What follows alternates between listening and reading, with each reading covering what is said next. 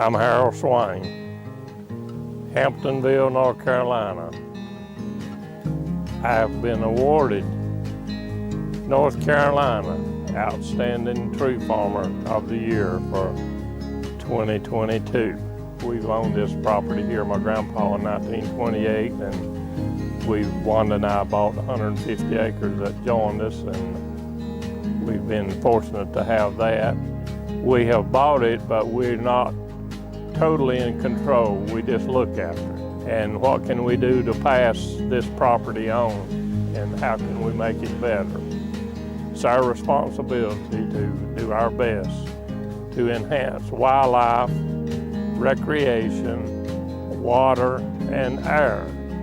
We enjoy what we're doing. We have a lot of good help. Like I said, one of the things is North Carolina Tree Farm is, if you have trees and have a farm, you need to be involved in it. That's where I learned what I've learned in how to do trees and how to make them grow faster. They have seminars and an awesome program. We planted a pollinator program for the wildflowers that enhances the bees and everything that we have to pollinate.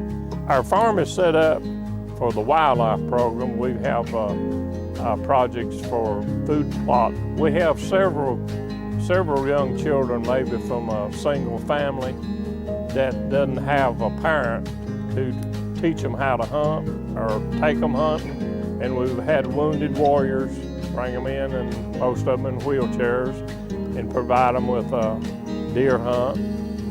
Well, we've been talking about things here on the farm that we're doing, and we're going to walk around here. I've invited Amy Phillips from Weyerhaeuser. Hey, Harold. Would help me look around and do some stuff here on the farm.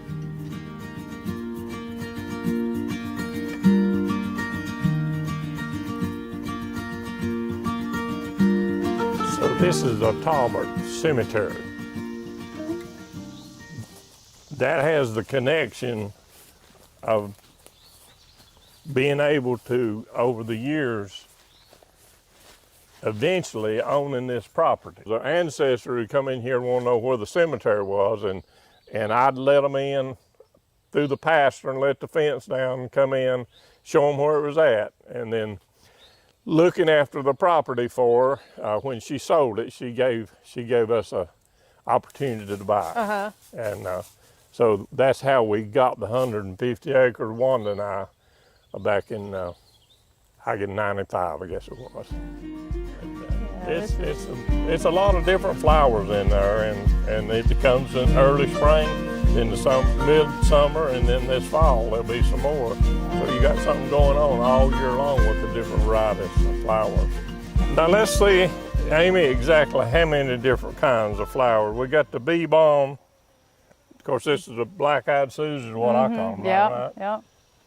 Cone, purple cone. Cone flower. So, you can see the butterflies enjoying it right now on the cone flower. And the difference in the amount of bees that's in these things. Oh yeah, that's so important, because everywhere, you talk about pollinators, all you hear is how the pollinator habitat is being wiped out, and you think about all the development and construction and stuff. It wipes out a lot of that. It does. These types of programs are wonderful. I'm glad that you're a part of that. It's amazing how nature takes care of things. It does. If we could just take care of nature. See if the culvert has washed away. Yeah, we've had some rain here lately. Well, it went around it the other day. It sure did. It went around it. Park right on here and look and see. Yeah, let's see what it's about. Let me see what happened.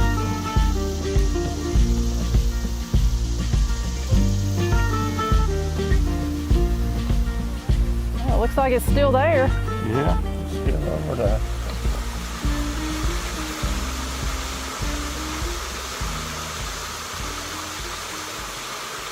So Amy, the 50-foot buffer, we've pretty well used every bit of the 50-foot buffer that we set out, didn't we? Yes, you have, and you can definitely see the difference in the hardwood and where we cut up to. It's been replanted, but that's so important, especially on any creek, but especially on a big creek like this, to protect that water you know, as we were talking earlier, there's a lot of water comes down through here, and once it leaves here, it goes on down and eventually makes its way to the Yadkin River. So it's important that what we do up here doesn't negatively impact what eventually ends up in the river down there, and these buffers are a great way to accomplish that. Well, one of the things that I picked up in the tree farmers meeting we had one time, I don't remember which farm it was at, but I never really thought about the trees in the 50 foot. It controls how hot. If the streams get so hot, the salamanders and all the different creatures that are in these streams, if you cut all the trees, they get so hot they can't live. So that's another important part of a buffer, is to keep the temperature of the water down. And that's extremely important as you go on towards the mountains and you get into those trout waters. Oh yeah. Trout can't survive in hot water, so yeah, that stream temperature is another big thing that we want to protect.